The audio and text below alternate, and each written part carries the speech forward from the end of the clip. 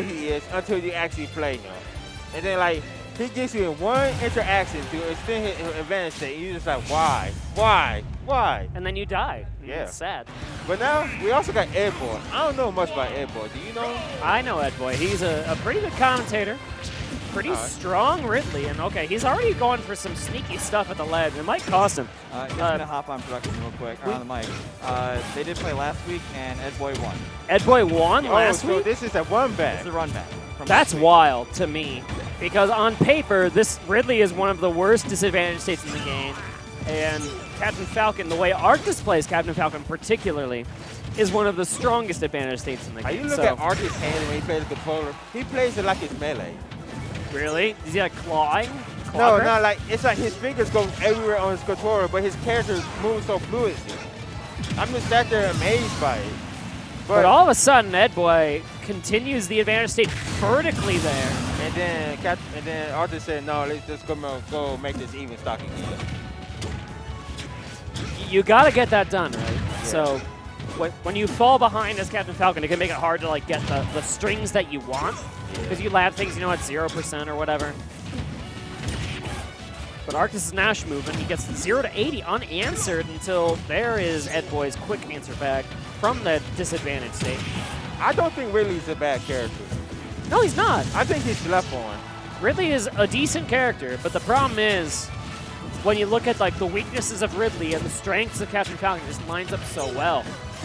However, using the disjoints to his full advantage is Edboy, and that seems to be his ticket here in the matchup. And look at that. That was a nice space bear. Perfectly spaced. That was a wolf bear. Yeah, and he's afforded the opportunity to use these aerials because of the fact that he has better disjoints than Captain Falcon does. Did you see that? That was a nipple spike kill off the right side. And he F-smashed that. Edboy used F-smash, he somehow missed, and he got, And then he died. Yeah. And that's more or less what I was expecting, to be quite honest, is Ridley being sad that he's Ridley off the stage and then hitting a knee in the face. But really, does he Captain Edboy, like we said for Mabel in the last set, Edboy showed he knows what his ticket to victory is, and it's just spacing. Space with Nair, space with Bear, L2, If Edboy uses his aerials at the exact same timing that Arctice uses his aerials, Edboy will win. Edboy will win because they're more disjointed. So that's his plan, I think. However, if you fail one time, you will die because this is Arctice. Nair to up air, to up air, to knee. This is Arctice and you're Ridley, so you're just going to have to hold that. Yeah. Look at the out-of-shield options from Edboy are on point. Making sure to find these out-of-shield nairs. Spacing well on the town and city platform. Like you said, he's using his disjoints more and more. Yeah, Arctice is cornered, has to find a way down from this top platform. This is good corner pressure by Edboy. Yeah, Edboy not giving it up for free. Look at that. Using the jump as much as he can. That was nice recovery. Some people would get hit by the fireballs and die, not Arctice. That is the first time that Edboy overextended, and he might pay for it? No, okay. Nah, he did pay for it. That was a nice moment for Arctice used there. He saw the moment, took his chance. And he's gonna. Arctice is moving off the right side. This is what happens when you get Captain Falcon momentum. He can do all this crazy stuff. Like that space out F-tilt. That F-tilt was so clean. He did that to me. He did that to me. I was like, why? How? Why? But the command grab from Edboy is like, okay.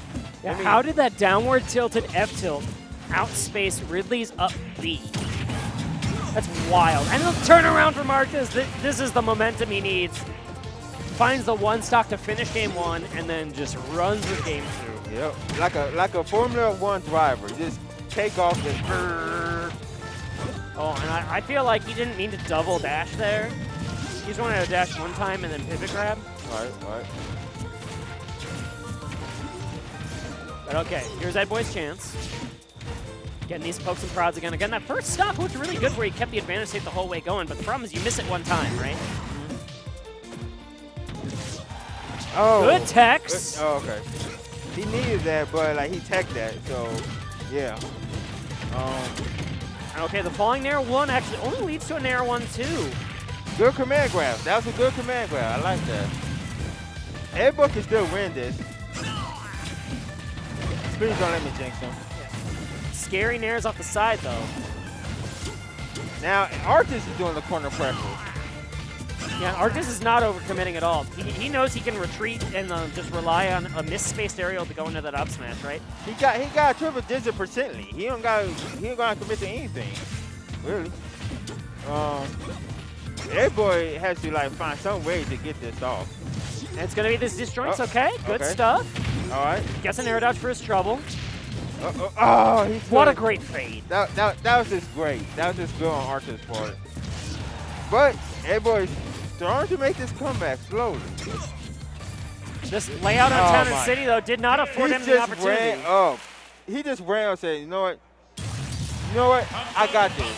I know what you're going to do. You're going to roll back. You're going to give enough space to run towards you, and then you're going to shield, and I'm going to up-B you. He was afforded that opportunity by Ridley going for a double triple jump in the center of Town and City, and it was on the particular Callus layout, right, where the platforms were on the side. And that meant Ridley just needed to land and then needed to find just like a quick respite. And that allowed the hug to show up. Exactly, Bronin. Exactly. I like good Arctice. stuff to Arctice getting that run back. Arctice, he's kind of like a guardian. Like most outside state players come in, they want the Arctice, they lose. Low. He lost to Arctice and covered Ignition ago. Like it was just crazy. It's crazy. And that was a part of what made his last season so strong, is he was able to get a lot of those out-of-state victories. Plus, he just goes to like almost every tournament. Yeah. You see him at Stock Fern, you see him at like Nixon. I'm pretty sure you go to other like free college locals too. Went a couple tri-points. Oh, tri-points? Oh yeah. He won some tri-points too, did he? The only issue is that, well, when he was to so many tournaments, right, he ran into the problem of taking a lot of in-state losses that other players didn't quite take at the time. But that's just part of the grind, though. Then he answered right back this season. He is on a top 5 trajectory here in Chicago. We take tough losses here in Chicago only to bounce back from them. Yeah, oh, absolutely. And good stuff to Arctice, as his performance this season has been nothing less than exemplary. Now we got some 2 old-school Chicago players from the Smash 4 era. We got Super Dan, the Mario of Chicago, the best Mario we have here. The Mario man himself. He met Charles Martin. He used to be called Dan before Charles Martin christened him. He blessed him. Look at the text! Oh yeah, happy birthday, Big Mac. Shout out to Big Mac. Happy birthday, Big Mac. Is that why he's not here today? He's actually celebrating? All right, good stuff, Mark Happy Morgan. birthday, Big Mac. Happy to hear it, buddy. Man. We got...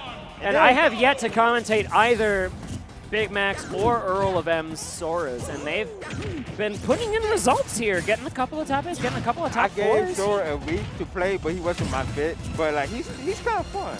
Well, so the problem he probably ran into, right, was the floatiness. He's so floaty. It's like so hard to space out with floatiness. He's the Yoshi of sorties. So if you're not able to adapt to that double jump particularly, it's going to be a tough time. But it looks like Earl, again, I haven't watched too much of his Sora yet, but I've seen the results graphics. And he's getting those results. You know one thing with Sora, I really like, he is such a good edge guarder. Uh-huh. And his recovery is so good. Great off the stage, but Mario's recovery is pretty good at just running straight through some of those good edge guarders, right? Mario's recovery